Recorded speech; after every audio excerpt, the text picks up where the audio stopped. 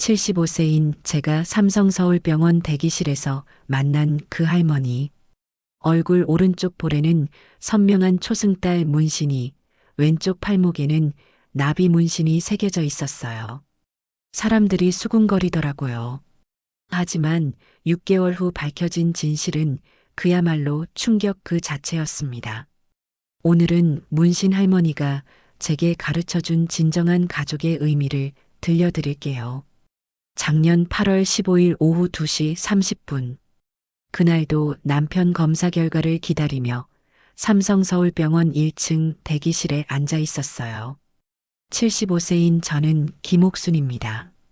평생 남편과 함께 작은 구멍가게를 운영하며 살아왔는데 남편이 갑자기 쓰러져서 병원에 실려온 거였어요. 그때였어요. 대기실 분위기가 갑자기 이상해지더라고요. 사람들이 웅성거리기 시작했거든요. 저도 고개를 돌려봤습니다. 그 순간 본 광경을 평생 잊을 수가 없어요. 80대 정도 되어 보이는 할머니가 혼자 앉아 계셨는데 오른쪽 볼에 까만 잉크로 선명하게 새겨진 초승달 문신이 있었어요. 왼쪽 팔목 위쪽에는 나비 모양 문신도 보였고요. 주변 사람들이 수군거리더라고요. 저런 할머니가 왜 여기 있냐며 무서워하더군요. 병원 분위기를 망친다고 하는 사람도 있었어요. 할머니는 모든 시선을 느끼고 계시는 듯 했어요. 어깨를 잔뜩 움츠리고 고개를 푹 숙이고 계셨거든요. 제 마음이 아팠어요. 75년 넘게 살아오면서 사람을 겉모습으로 판단하는 게 얼마나 어리석은 일인지 너무 잘 알고 있었거든요. 할머니께 조심스럽게 다가갔어요. 할머니가 고개를 들어 저를 바라보셨는데 그 눈빛이 너무나 슬프고 외로워 보였어요. 어디가 아프시냐고 물어봤더니 할머니가 작은 목소리로 중얼거리시더라고요. 혜진아, 혜진아, 우리 혜진이 어디 갔지? 그러면서 자꾸 볼에 문신을 쓰다듬으셨어요. 팔에 나비 문신도 만지시면서 영어로 뭔가 중얼거리시더군요. 마이 베이비, 마이 버터플라이. 순간 알았어요. 이 할머니는 치매를 앓고 계신다는 걸요. 혜진이가 누구냐고 물어봤더니 우리 딸이라고, 막내딸이라고 하시더라고요. 할머니의 목소리가 더욱 가늘어졌어요. 어디 갔을까요? 우리 나비 어디 갔을까요? 그때 주변 사람들의 수군거림이 더 커졌어요. 저 할머니 정신이 좀 이상한 것 같다며 위험하지 않을까 하더군요. 아이들도 있는데 무섭다고. 더 이상 참을 수가 없었어요. 그만하라고 할머니가 뭘 잘못했냐고 소리쳤더니 제 목소리가 대기실에 울렸어요. 사람들이 저를 쳐다봤지만 상관없었어요. 할머니를 조용한 곳으로 모셨어요. 병원 뒤편 작은 정원 벤치에 함께 앉았거든요.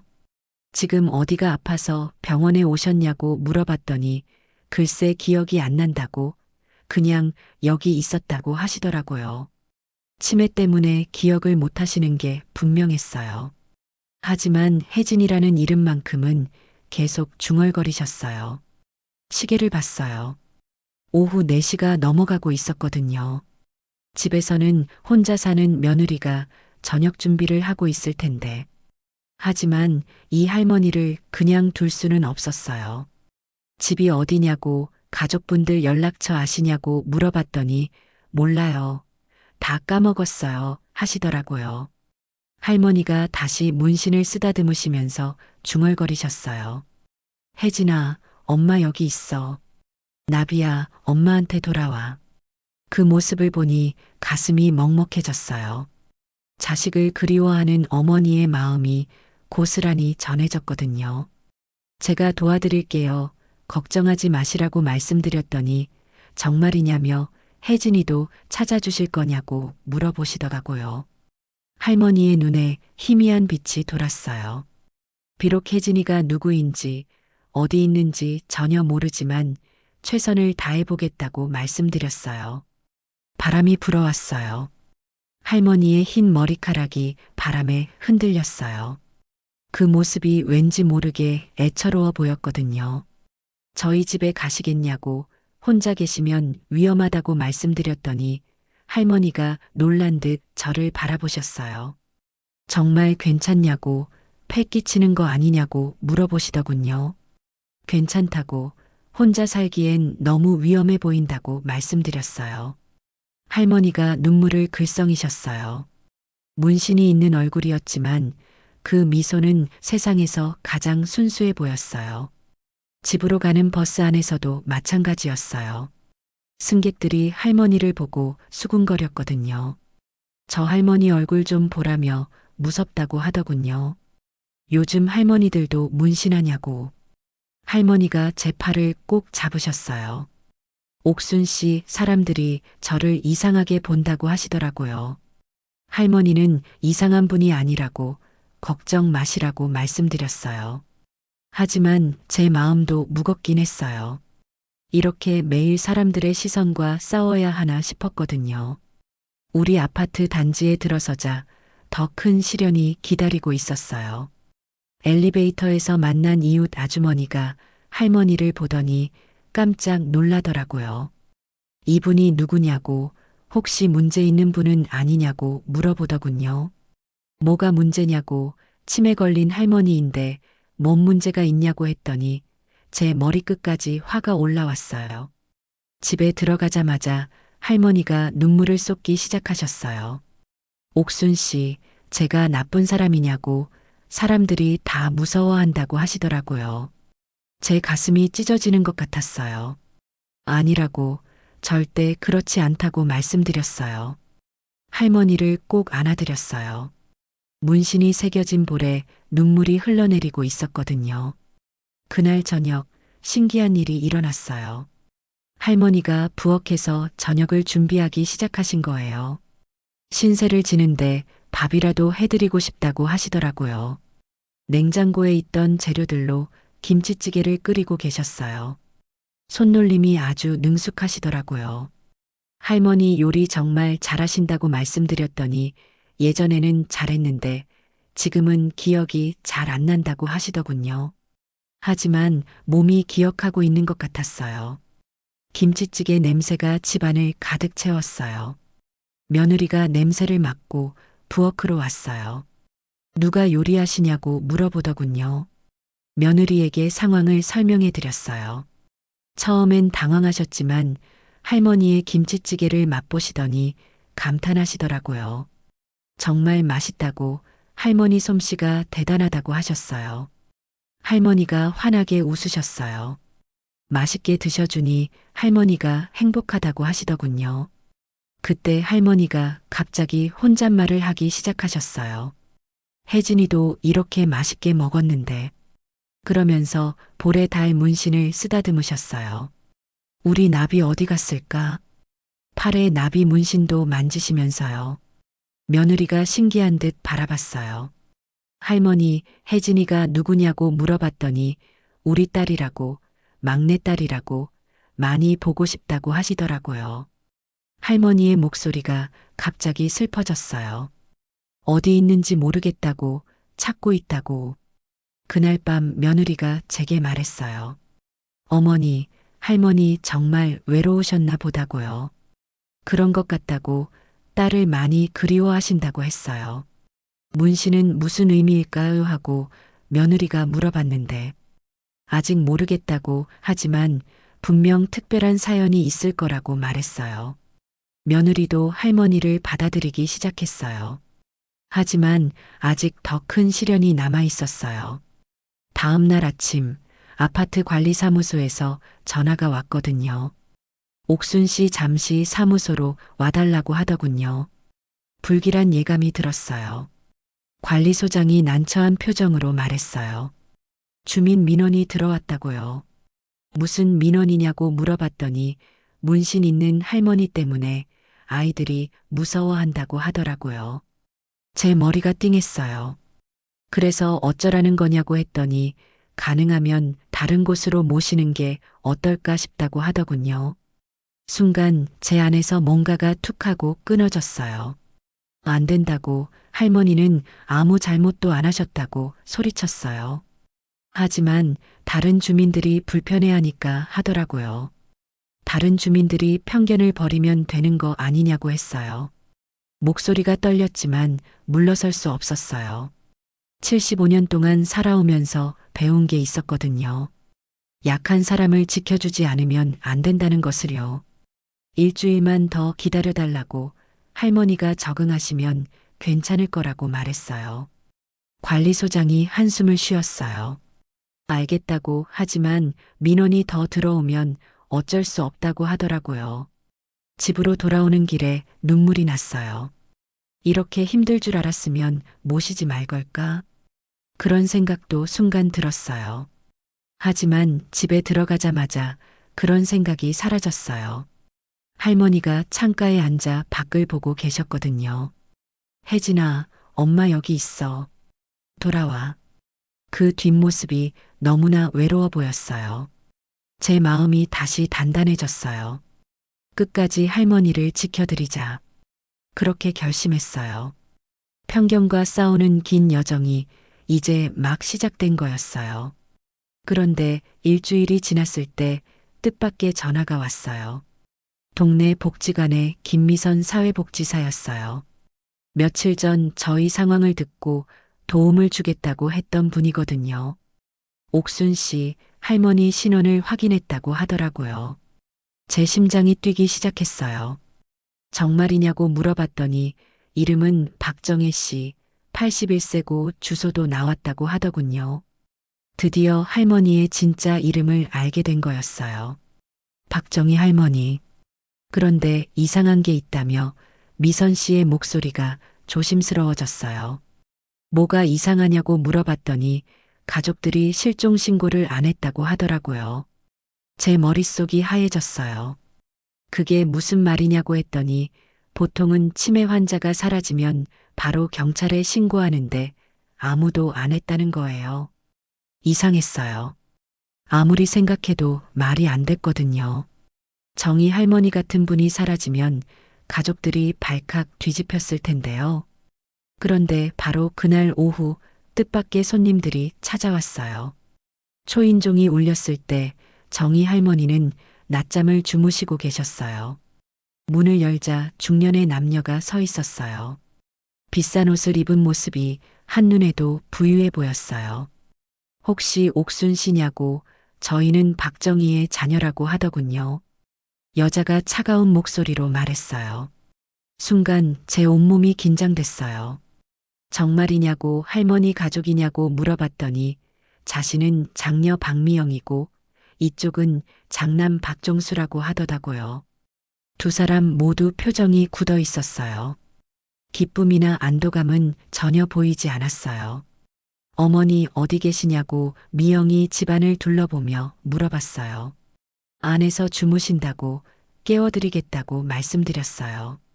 정희 할머니를 깨웠어요. 할머니, 가족분들이 오셨다고요. 할머니가 눈을 비비며 일어나셨어요. 거실로 나오신 할머니를 본 순간 미영과 종수의 얼굴이 굳어졌어요. 문신 때문이었어요. 어머니라며 미영의 목소리가 떨렸어요. 얼굴에 이게 뭐냐고 하더군요. 할머니는 두 사람을 빤히 바라보셨어요. 하지만 알아보지 못하는 것 같았어요. 누구냐고, 왜 우리 집에 왔냐고 물어보시더라고요. 제 가슴이 아팠어요. 친자식들을 알아보지 못하시는 거였어요. 어머니, 저 미영이라고, 딸 미영이라고 하더군요. 미영이가 누구냐고 할머니가 고개를 갸우뚱하셨어요. 종수가 한숨을 쉬며 역시 치매가 심하다고 말하더라고요. 그 말투가 너무 차갑게 들렸어요. 마치 남의 일처럼 말이에요. 할머니가 제게 다가오셨어요. 옥순 씨, 저 사람들 누구냐고 무섭다고 하시더라고요. 제 팔을 꼭 잡으시는 할머니의 손이 떨리고 있었어요. 미영이 당황한 표정을 지었어요. 어머니가 우리를 무서워하신다고 하더군요. 당연하다고 기억을 못하시니까 그렇다고 말씀드렸어요. 제가 할머니를 안심시켰어요. 할머니, 괜찮다고 가족분들이라고요. 하지만 할머니는 계속 불안해하셨어요.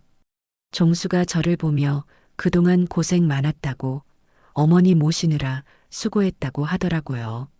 아니라고, 할머니가 워낙 좋으신 분이라서 괜찮다고 말씀드렸어요. 어머니 상태가 어떠냐고, 치매가 많이 진행됐냐고 미영이 물어봤어요. 그런데 목소리에 걱정보다는 귀찮음이 묻어 있었어요. 기억력은 많이 떨어지셨지만 일상생활은 가능하다고 말씀드렸어요. 그동안 어디 계셨는지 아시냐고 물어봤더니 아니라고, 할머니도 기억 못 하신다고 했어요. 종수와 미영이 서로를 바라봤어요. 뭔가 눈치를 주고받는 것 같았어요. 그런데 실종 신고는 왜 안 하셨냐고 제가 조심스럽게 물어봤어요. 미영이 당황한 기색을 보였어요. 그건 했다고, 경찰이 제대로 처리 안 한 것 같다고 하더군요. 거짓말이었어요. 미선 복지사가 확인해 봤는데 신고 기록이 없었거든요. 어머니를 어떻게 찾으셨냐고 물어봤더니 동네 사람들이 이야기했다고 종수가 대답했어요. 그런데 어머니 얼굴에 저게 뭐냐고 미영이 할머니의 문신을 보며 인상을 찌푸렸어요. 아버지가 치매 때문에 이상한 짓을 하신 것 같다고 하더라고요. 아버지요? 저희 아버지도 말년에 정신이 좀 그랬다고, 어머니 걱정 때문에 스트레스를 많이 받으셨다고 하더군요. 그때 할머니가 갑자기 흥분하기 시작하셨어요. 여보는 나쁜 사람 아니라고. 할머니의 목소리가 떨렸어요. 여보가 저를 위해서 해준 거라고 하시더라고요. 미영과 종수가 놀란 표정을 지었어요. 어머니가 가끔 이상한 말씀을 하신다고 종수가 중얼거렸어요. 할머니가 계속 말씀하셨어요. 혜진이 때문에 여보가. 그러면서 볼에 달 문신을 쓰다듬으셨어요. 우리 나비를 위해서. 팔에 나비 문신도 만지시면서요. 미영의 얼굴이 확 굳어졌어요. 또 그 얘기라고 하더군요. 혜진이가 누구냐고 제가 물어봤어요. 저희 막내였다고, 40년 전에 해외 임양 보냈다고 종수가 차갑게 대답했어요. 제 머릿속이 복잡해졌어요. 해외 임양이라니. 그래서 할머니가 영어로 중얼거리셨던 거구나. 어머니는 평생 혜진이만 찾으셨다고 미영이 짜증스럽게 말했어요. 살아있는 저희는 안중에도 없으시고. 그 말에 제 가슴이 답답해졌어요. 어머니가 잃어버린 딸을 그리워하는 게 그렇게 잘못된 일인가요?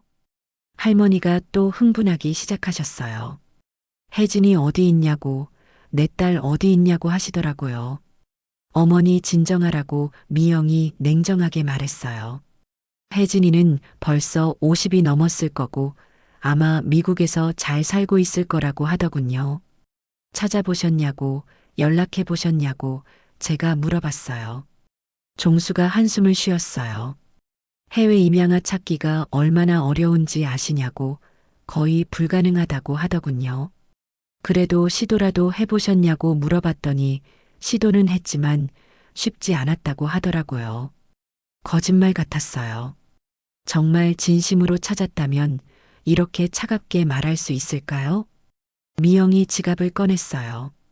옥순 씨, 그동안 정말 고생했다고 하면서 두툼한 현금 뭉치를 꺼내 저에게 내밀었어요. 이거 받으라고, 앞으로도 월 300만 원씩 드릴 거라고 하더군요. 제가 놀라서 뒤로 물러섰어요. 뭐 하시는 거냐고 물어봤더니 어머니를 계속 돌봐달라는 거라고 하더라고요. 직접 모시지 않으시고요? 종수가 난처한 표정을 지었어요. 저희도 바빠서 어머니를 직접 모실 수가 없다고 하더군요. 그리고 솔직히 어머니 상태가 저러시니까 하며 미영이 말끝을 흐렸어요. 저런 상태라니? 문신도 있고 치매도 심하고 사회적으로 부담스럽다고 하더라고요. 순간 제 안에서 뭔가가 폭발했어요. 할머니가 부담스럽다는 말씀이냐고 소리쳤어요. 그게 아니라고 하더군요. 그럼 뭐냐고 친어머니를 돈으로 떠넘기려는 거냐고 했어요. 미영과 종수의 얼굴이 굳어졌어요. 옥순 씨, 오해하지 말라고 하더군요. 오해가 아니라 사실 아니냐고 했어요. 제 목소리가 떨렸어요. 75년 동안 살아오면서 이런 자식들을 가끔 봤거든요. 부모가 아프면 돈으로 해결하려는 사람들 말이에요. 어머니는 옥순 씨를 더 좋아하시는 것 같으니까 라고 하더군요. 좋아하는 게 문제가 아니라고. 할머니가 제 뒤로 오셨어요. 옥순 씨 무서워요. 저 사람들 보내달라고 하시더라고요. 할머니의 목소리가 떨리고 있었어요. 미영이 한숨을 쉬었어요. 어머니가 우리를 완전히 남으로 보신다고 하더군요. 그럼 더 자주 오셨어야죠. 제가 소리쳤어요. 40년 동안 혜진이만 찾으시는 어머니를 방치해놓고 이제 와서 뭐냐고. 종수가 일어섰어요. 우리가 방치한 게 아니라고. 아버지가 살아계실 때는 아버지가 돌보셨다고 하더군요. 그럼 아버지가 돌아가신 후에는요? 그때는 어머니가 이미 사라지신 후였다고 하더라고요. 또 거짓말이었어요. 미선 복지사가 조사한 바로는 할아버지가 돌아가신 지 6개월 후에도 정희 할머니는 집에 계셨다고 했거든요. 돈은 필요 없다고 제가 단호하게 말했어요. 할머니를 사랑으로 돌볼 생각이 없으시면 그냥 가라고요. 미영과 종수가 당황한 표정을 지었어요. 아마도 돈으로 쉽게 해결될 줄 알았나 봐요. 그럼 어떻게 하자는 거냐고 하더군요. 할머니가 원하시는 대로 하라고 말씀드렸어요. 할머니가 제 팔을 꼭 잡으셨어요. 옥순 씨, 저는 여기 있고 싶어요. 여기가 좋아요. 두 남매의 얼굴이 차갑게 굳어졌어요. 알겠다고, 그럼 일단 이대로 두자고 미영이 말했어요. 명함을 꺼내놓으면서 필요한 게 있으면 연락하라고, 돈은 계좌로 보내드릴 거라고 하더군요. 돈은 보내지 말라고, 필요하면 제가 연락드릴 거라고 했어요. 그들이 떠난 후 할머니가 울기 시작하셨어요. 옥순 씨 무서웠어요. 제가 할머니를 꼭 안아드렸어요. 이제 괜찮다고 할머니. 하지만 제 마음은 복잡했어요. 친자식들이 이렇게 차가울 수 있나요? 그리고 정말 혜진이를 찾을 수는 없는 걸까요? 할머니가 평생 그리워하는 딸을 말이에요. 창밖으로 해가 지고 있었어요. 긴 하루가 끝나가고 있었어요. 하지만 더 큰 진실이 저희를 기다리고 있다는 걸 그때는 몰랐어요. 한 달이 지났을 때 또 다른 전화가 왔어요. 김옥순 씨죠. 저는 법무법인 정의의 최영민 변호사라고 하더군요. 제 심장이 뛰기 시작했어요. 박창호 선생님의 유언 집행자라고 하더라고요. 창호. 정희 할머니의 돌아가신 남편 이름이었어요. 오늘 오후 2시에 저희 사무실로 와달라고 하더군요. 무슨 일인지 물어봐도 되냐고 했더니 중요한 내용을 전달해 드려야 한다고 박정희 여사님과 함께 오시면 된다고 하더라고요. 전화를 끊고 나서 가슴이 두근거렸어요. 뭔가 큰일이 일어날 것 같은 예감이 들었거든요. 정희 할머니에게 말씀드렸어요. 할머니, 할아버지가 남기신 게 있나 봐요. 여보가 뭘 남겼냐고 할머니의 눈빛이 반짝였어요. 법무법인에 도착했을 때 미영과 종수가 이미 와 있었어요. 두 사람의 표정이 좋지 않았어요. 왜 옥순 씨까지 부른 거냐고 종수가 변호사에게 불만을 표했어요.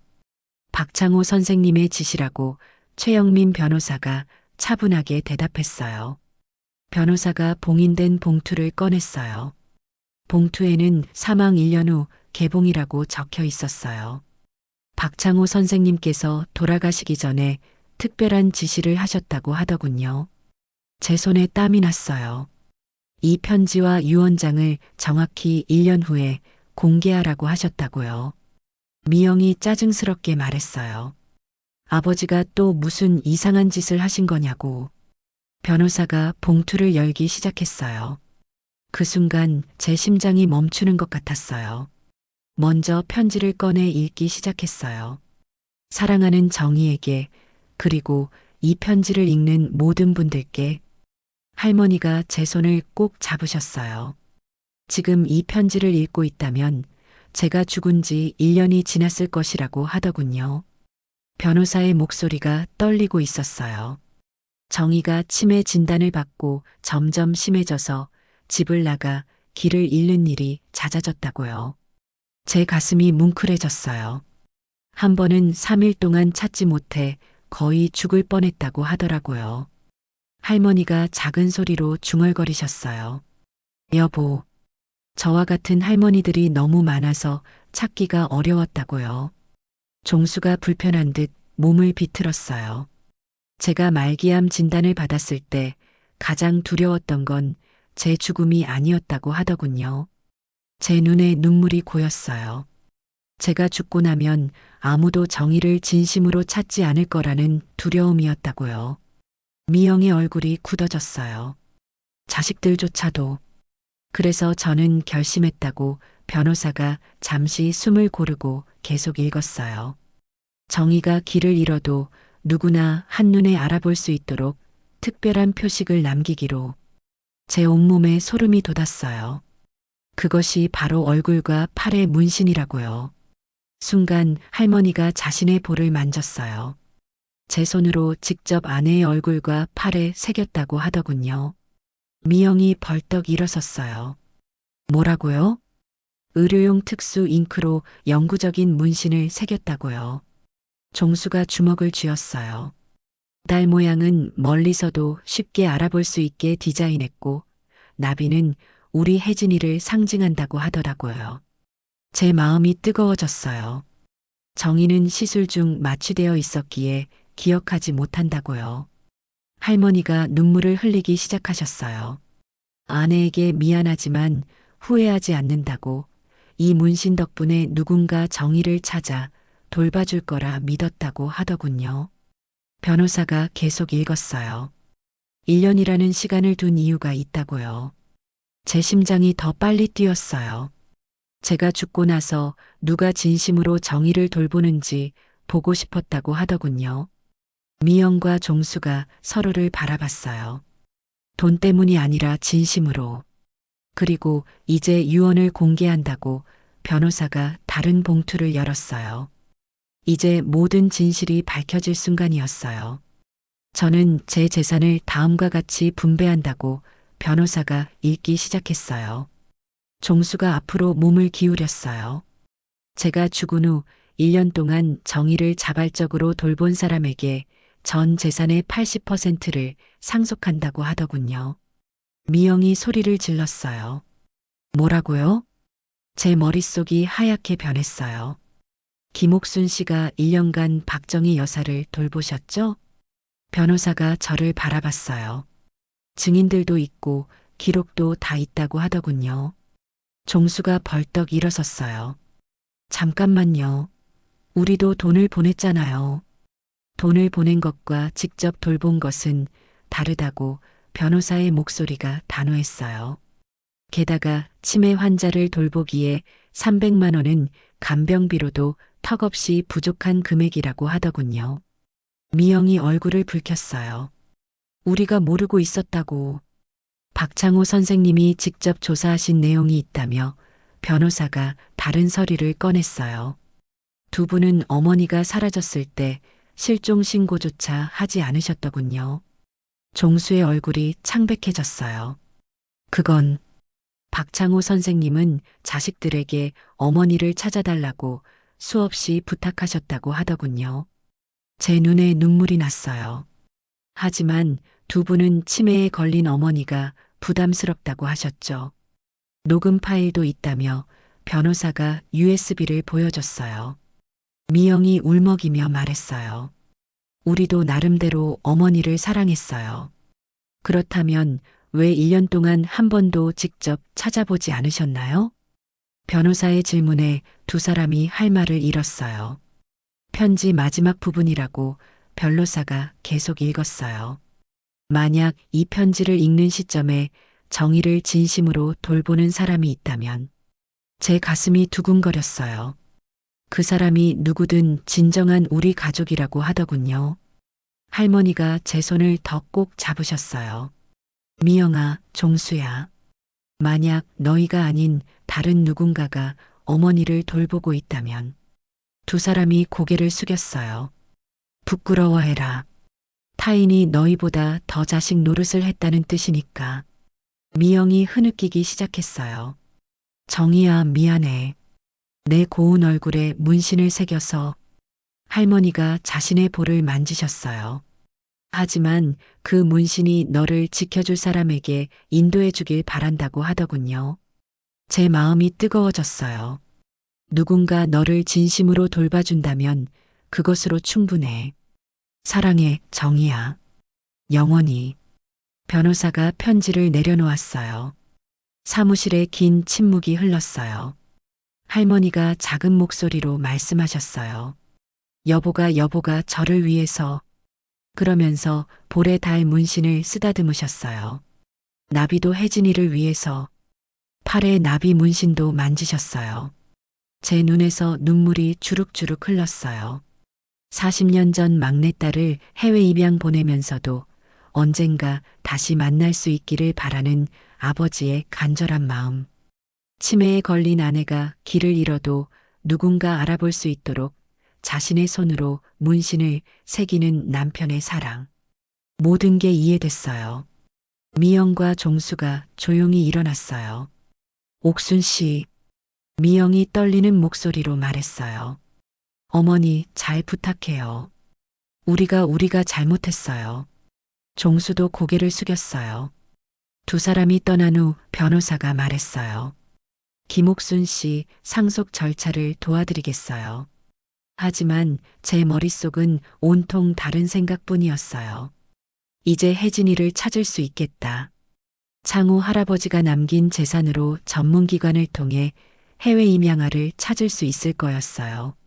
할머니가 평생 그리워한 딸을 말이에요.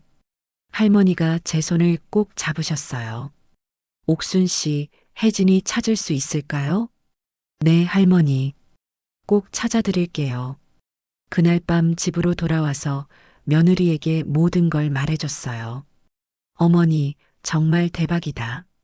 하지만 저는 돈이 중요한 게 아니었어요. 정희 할머니의 간절한 소원을 들어드리는 것. 그게 제가 해야 할 일이었어요. 창밖으로 달이 떠오르고 있었어요. 할머니 볼에 새겨진 달 문신처럼 환하게 빛나는 달이었어요. 이제 진짜 시작이었어요. 혜진이 찾기의 시작이었죠. 6개월이 지났을 때 기적이 일어났어요. 상속받은 재산으로 설립한 나비의 집 해외 임양아 찾기 센터에 전화가 온 거였어요. 혹시 박정희라는 분을 찾고 계시나요? 전화 너머로 들리는 목소리는 영어 억양이 섞인 한국어였어요. 제 심장이 미친 듯이 뛰기 시작했어요. 저는 미국 시애틀에 살고 있는 제니퍼 박이에요. 한국 이름은 혜진이었고요. 순간 온몸에 소름이 돋았어요. 혜진. 정희 할머니가 40년 동안 그리워한 그 이름. 혹시 특별한 표시가 있나요? 문신이요.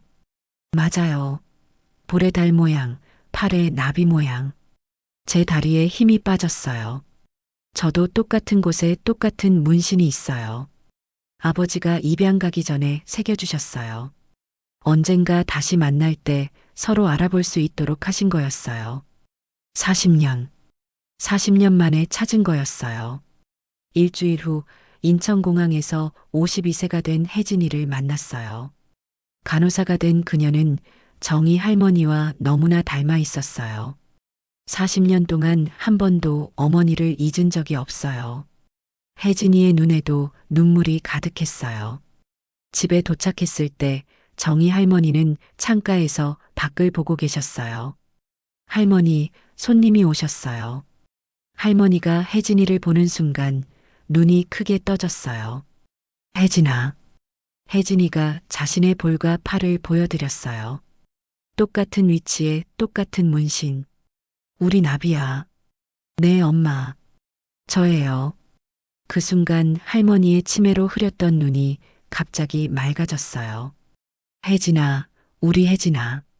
모녀가 40년 만에 만나는 순간이었어요.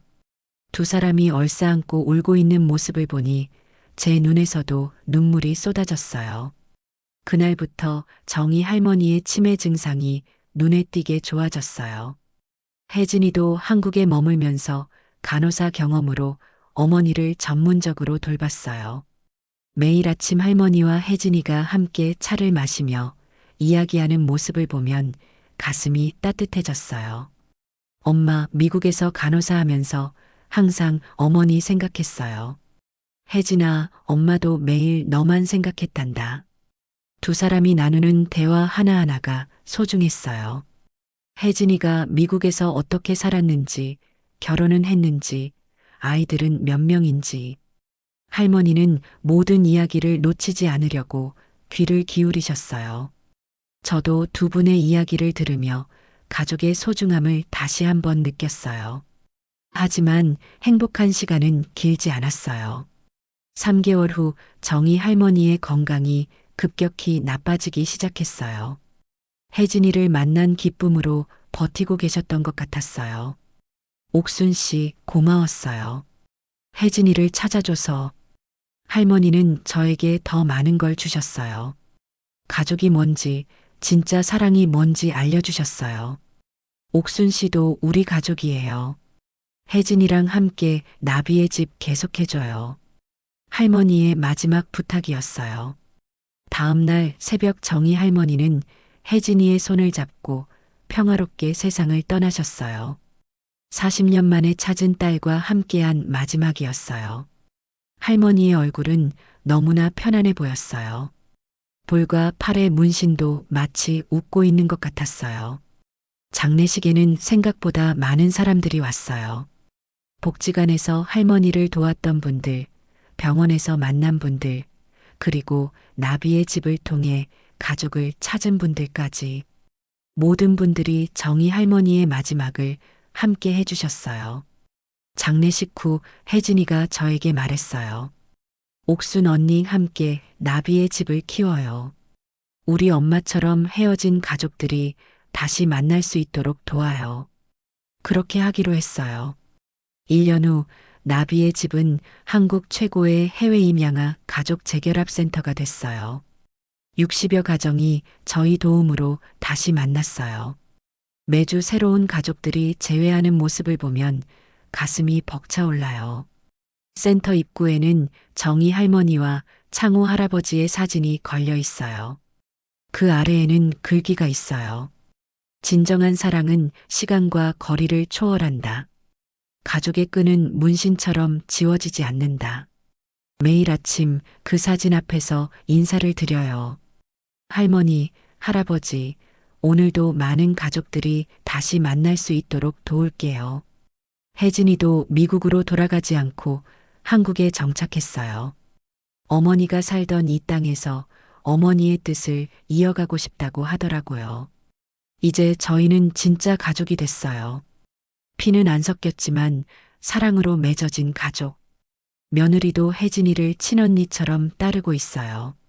가끔 저희 집에 모여서 함께 식사를 할 때가 있어요. 그럴 때마다 정희 할머니가 만들어주셨던 김치찌개 맛이 생각나요. 혜진이가 할머니의 레시피를 그대로 재현해서 끓여주거든요. 한 숟가락 떠서 입에 넣으면 그 맛 그대로예요. 할머니가 곁에 계신 것 같은 기분이 들어요. 창밖으로 나비 한 마리가 날아가고 있어요. 정희 할머니의 영혼이 자유롭게 날아가는 모습 같아 보여요. 그 나비를 보며 저는 다시 한번 다짐해요. 세상의 모든 나비들이 집으로 돌아올 수 있도록 도와야겠다고. 어떤 편견이 있어도, 어떤 어려움이 있어도 포기하지 않겠다고. 그게 바로 문신 할머니가 저에게 가르쳐준 사랑의 의미니까요. 오늘도 나비의 집에는 가족을 찾는 사람들의 전화가 끊이지 않아요. 40년, 50년 전에 헤어진 가족들. 포기하지 않고 찾고 있는 분들이 이렇게나 많다는 게 놀라워요. 혜진이와 함께 상담을 하다 보면 가슴이 아픈 이야기들이 참 많아요. 하지만 가족을 다시 만나게 될 때의 그 기쁨, 그 순간을 위해서 저희는 오늘도 최선을 다하고 있어요. 정희 할머니의 문신이 저희에게 가져다 준 기적처럼 세상에는 아직도 많은 기적들이 일어나기를 기다리고 있어요. 저희가 그 기적의 다리가 되어 드릴게요. 나비들이 모두 집으로 돌아갈 수 있을 때까지, 그날까지 저희는 계속 달려갈 거예요. 정희 할머니와 창호 할아버지의 사랑이 헛되지 않도록, 그리고 세상의 모든 가족들이 다시 만날 수 있도록. 오늘도 나비의 집에서는 새로운 희망의 이야기가 시작되고 있어요. 정희 할머니가 돌아가신 지 2년이 지났어요. 이제 나비의 집은 전국에서 가장 유명한 해외 임양아 재결합 센터가 됐어요. 매주 평균 3에서 4가족이 40년, 50년 만에 상봉하고 있어요. 그 모습을 볼 때마다 가슴이 뭉클해져요. 오늘도 특별한 만남이 있었어요. 65세 할머니가 45년 전에 보낸 아들을 만나는 날이었거든요. 캐나다에서 의사가 된 아들이 어머니를 찾아 한국에 왔어요. 공항에서 만나는 순간 두 사람 모두 울음을 터뜨렸어요. 그 장면을 보며 정희 할머니와 혜진이의 첫 만남이 떠올랐어요. 혜진이가 제 옆에서 조용히 말했어요. 옥순 언니, 우리 엄마가 보고 계실까요? 물론이에요. 할머니가 가장 기뻐하실 거예요. 혜진이는 이제 나비의 집의 대표가 됐어요. 저는 명예이사장으로 있으면서 가끔 상담을 도와드리고 있어요. 77세가 된 지금도 여전히 건강해요. 정희 할머니를 돌보면서 얻은 보람 때문인 것 같아요. 며느리도 나비의 집에서 자원봉사를 하고 있어요. 가족들이 만나는 순간을 함께 지켜보며 감동을 나누고 있거든요. 어떤 날은 재결합 가정들이 저희 집에 놀러 오기도 해요. 그럴 때면 정희 할머니의 김치찌개 이야기를 꼭 해드려요. 할머니가 얼마나 정성스럽게 음식을 해주셨는지 그분들도 눈물을 글썽이며 들어주세요. 저희가 하는 일에 더욱 큰 의미를 느끼시는 것 같아요. 작년에는 정말 특별한 일이 있었어요. 미영과 종수가 나비의 집을 찾아온 거였어요. 2년 만에 만난 그들의 모습은 많이 달라져 있었어요. 옥순 씨, 그동안 잘 지내셨어요? 미영의 목소리가 예전과는 달리 따뜻했어요. 어머니 기일에도 오지 못해서 정말 죄송했어요. 종수도 고개를 숙이며 사과했어요. 아니에요. 괜찮아요. 사실 처음엔 어색했어요. 하지만 이야기를 나누다 보니 두 사람도 많은 후회를 하고 있다는 걸 알았어요. 아버지의 편지를 읽고 나서 많이 생각해 봤어요. 미영이 말했어요. 우리가 정말 나쁜 자식이었구나 싶었어요. 어머니가 혜진이를 그리워하시는 마음을 이해하지 못했던 거죠. 종수도 거들었어요. 옥순 씨가 우리보다 훨씬 더 좋은 딸이었어요. 정말 감사해요. 그들이 가져온 봉투에는 현금이 들어 있었어요. 나비의 집 운영비로 써달라고 하더군요. 정중히 거절했지만 끝까지 놓고 가겠다고 했어요. 어머니를 위해서라도 받아달라고. 그래서 받았어요. 그 돈으로 해외 임양아 찾기 시스템을 더욱 확장할 수 있었거든요. 이제 미영과 종수는 가끔씩 나비의 집에 와서 도움을 주고 있어요. 자신들의 잘못을 조금이나마 만회하고 싶어 하는 것 같아요. 변한 모습을 보니 다행이라는 생각이 들어요. 정희 할머니도 분명 기뻐하실 거예요. 지난달에는 정말 놀라운 일이 있었어요. 한국에 사는 70대 할아버지가 센터를 찾아오셨는데 50년 전에 미국으로 입양 보낸 딸을 찾고 싶다고 하시더라고요. 그런데 그 할아버지도 딸을 위해 특별한 표시를 남기셨다는 거예요. 딸의 목에 작은 나비 목걸이를 걸어주셨다고 하더군요. 혹시라도 훗날 만나게 되면 알아볼 수 있도록. 정희 할머니와 창호 할아버지 이야기와 너무 비슷해서 깜짝 놀랐어요. 부모의 사랑이란 이렇게 비슷한 모습으로 나타나는구나 싶었어요. 다행히 3개월 만에 그 딸을 찾을 수 있었어요. 시카고에서 교사로 일하는 50세 여성이었어요. 놀랍게도 그분은 아직도 그 나비 목걸이를 간직하고 있었어요. 아버지와 딸이 다시 만나는 순간 두 사람 모두 목걸이를 보며 울었어요. 아버지가 직접 걸어주신 그 목걸이를 50년 동안 한 번도 벗지 않았다고 하더군요. 그 장면을 보며 저도 모르게 눈물이 쏟아졌어요. 정희 할머니의 문신과 똑같은 의미였거든요. 부모가 자식을 향한 사랑의 표시. 요즘엔 젊은 직원들이 많이 늘었어요. 20대, 30대 사회복지사들이 혜진이와 함께 일하고 있어요. 그분들을 보면 기특하기도 하고 대견하기도 해요. 자신들의 일처럼 열심히 가족 찾기에 매달리거든요. 어제도 신입 직원이 저에게 물어봤어요. 이사장님, 이 일을 하면서 가장 보람된 순간이 언제세요? 망설이지 않고 대답했어요. 정희 할머니를 처음 만났던 그 순간이에요. 그때부터 제 인생이 완전히 바뀌었거든요. 그 젊은 직원이 눈을 빛내며 들어주더라고요. 저도 그런 순간을 만나고 싶어요. 그럴 거예요. 분명히. 이 일을 하다 보면 인생을 바꾸는 순간들이 계속 찾아와요. 매주 새로운 기적들을 목격하고 있으니까요. 가끔 밤에 혼자 있을 때면 정희 할머니 생각이 많이 나요. 처음 병원에서 만났을 때부터 마지막 순간까지 모든 기억이 생생해요. 할머니가 볼을 쓰다듬으며 혜진이 이름을 부르던 모습, 나비 문신을 만지며 우리 나비라고 중얼거리던 모습, 그 모든 것이 사랑이었다는 걸 이제야 완전히 이해해요. 창호 할아버지의 편지를 처음 들었을 때의 충격도 잊을 수가 없어요. 사랑하는 아내를 위해 직접 문신을 새겨준 그 마음. 세상에서 가장 아름다운 사랑의 표현이었어요. 그런 사랑을 받은 정희 할머니는 정말 행복한 분이셨을 거예요. 비록 치매로 기억을 잃으셨지만 그 사랑만큼은 가슴 깊이 남아 있었으니까요. 올해 봄에는 나비의 집 5주년 기념 행사가 있었어요. 그동안 재결합한 150여 가정이 모두 모였어요. 정말 장관이었어요. 한국에서 태어나 세계 각국으로 입양됐다가 다시 가족을 찾은 분들.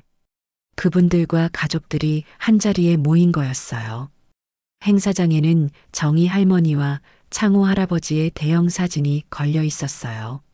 모든 분들이 그 사진 앞에서 인사를 드렸어요. 할머니, 할아버지 덕분에 저희가 가족을 만날 수 있었어요. 정말 감사해요. 그런 말씀들을 하시는 것을 보니 가슴이 벅차올랐어요. 정희 할머니의 희생이 이렇게 많은 가족들에게 희망이 되었구나 싶었어요. 행사 마지막에 혜진이가 인사말을 했어요. 우리 어머니는 40년 동안 저를 기다려주셨어요. 그 기다림이 헛되지 않도록 저희도 계속 노력하겠어요. 박수 소리가 행사장을 가득 메웠어요. 그 순간 정희 할머니가 정말로 곁에 계신 것만 같았어요. 지금도 매일 아침 나비의 집에 출근할 때면 정희 할머니 사진 앞에서 인사를 드려요.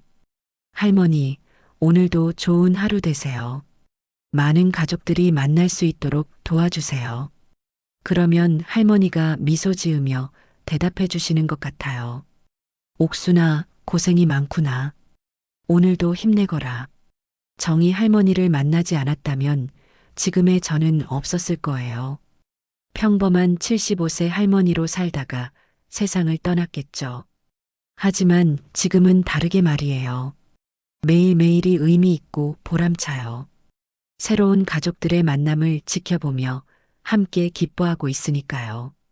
77세의 나이에도 이렇게 활기차게 살 수 있다는 게 정말 감사해요. 며느리도 가끔 말해요. 어머니, 요즘 정말 젊어 보이세요. 눈빛이 살아있어요. 그럴 때마다 정희 할머니 덕분이라고 말씀드려요. 할머니가 제게 새로운 삶을 선물해 주셨거든요. 오늘도 나비의 집에는 새로운 의뢰가 들어왔어요. 60대 아버지가 40년 전에 입양 보낸 아들을 찾고 싶다고 하시더군요. 그동안 포기하고 살았는데 나비의 집 이야기를 듣고 용기를 냈다고 해요.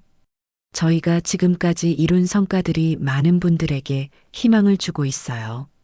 정말 뿌듯한 일이에요. 혜진이와 함께 그분을 상담하면서 생각했어요. 세상에는 아직도 얼마나 많은 가족들이 서로를 그리워하며 살고 있을까? 그분들 모두가 다시 만날 수 있다면 얼마나 좋을까? 물론 쉬운 일은 아니에요. 때로는 몇 년씩 걸리기도 하고 끝내 찾지 못하는 경우도 있어요. 하지만 포기하지 않아요. 정희 할머니가 40년 동안 혜진이를 포기하지 않으셨던 것처럼 창호 할아버지가 아내를 지키기 위해 문신을 새겨주셨던 것처럼 저희도 끝까지 노력할 거예요. 창밖으로 또 나비 한 마리가 날아가고 있어요. 오늘은 유난히 큰 나비네요. 정희 할머니와 혜진이가 함께 날아가는 모습 같아요. 그 나비를 보며 다시 한번 다짐해요. 세상의 모든 나비들이 따뜻한 집으로 돌아갈 수 있도록 그날까지 저희는 계속 달려갈 거예요. 정희 할머니의 사랑이 영원히 이어질 수 있도록 그리고 더 많은 기적들이 일어날 수 있도록 77세 할머니의 새로운 도전은 오늘도 계속되고 있어요. 문신 할머니가 가르쳐준 진정한 사랑의 의미를 가슴에 품고